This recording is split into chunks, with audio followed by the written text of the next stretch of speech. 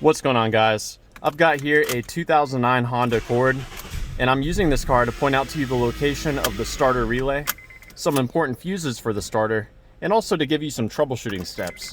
Now, right off the bat, if your car is not cranking, you'll want to look and see if the indicator here is showing that you are in park. If your indicator is not showing up that it's in park, you could try shifting into neutral. This car will not turn over unless the computer detects that you are either in park or neutral. And so if you're having an issue with the indicator not showing either of those things, you may want to start by replacing your transmission range sensor. Now let's move under the hood. This is where we can find the fuses for the starter system. So over here on the driver's side, we've got the battery here. This is the fuse box there. You know, it all starts with the battery. We'll want to make sure that the connections are both clean and tight. You'll also want to see if there's any corrosion. Heavy corrosion or loose connection can cause issues with the starting system. Now moving on to the fuse box, we open it up by pushing on the tab here and here while we lift up. The first fuse is the main fuse right off the battery. It's built into this component here, and it's a 100 amp fuse. These don't blow often. This is something you'll want to check if you know the battery is good, but none of the electrical systems of the car are working. There's also a 50 amp fuse built into this piece, and that 50 amp fuse provides power to the ignition switch, which ultimately is what sends power to the starter relay.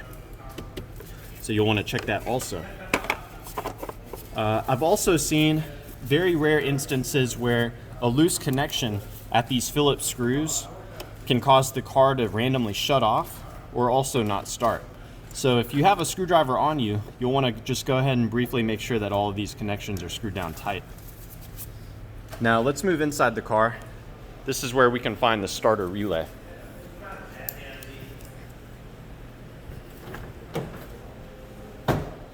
So heading in here,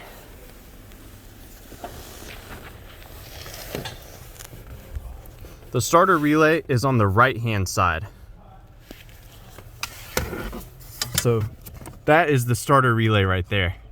Now my favorite way to troubleshoot this relay is to have an assistant trying to start the car, and I'll come under here and tap on that relay. Sometimes relays can get stuck, and by tapping on the relay, you can make it start working again. Further troubleshooting beyond that, we could remove this relay and swap it with the relay in the middle, which is for the cigarette lighter. Although these relays can be hard to remove because there is a retaining tab that you have to pry. So generally, the relay is one of the last things that I check, just because of how difficult it is to remove. As far as the starter itself, on this Accord, it's got the 4-cylinder engine, and the starter is located underneath the intake manifold here. And they're pretty good about failing anywhere from 100 to 150,000 miles.